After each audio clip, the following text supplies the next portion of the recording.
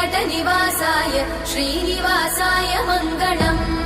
लक्ष्मी सविभ्रमालोकसुभ्रूविभ्रमचक्षुषे चक्षुषे सर्वलोकानां वेङ्कटेशाय मङ्गलम्। श्रीवेङ्कटाद्रिशृङ्गाग्रमङ्गलाभरणाङ्ग्रये मङ्गलानां निवासाय श्रीनिवासाय मङ्गलम्।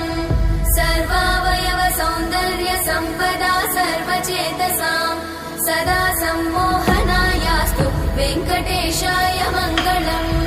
नित्याय निरवध्याय सत्यानन्दचिदात्मने सर्वान्तरात्मने श्रीमद् वेङ्कटेशाय मङ्गलम्।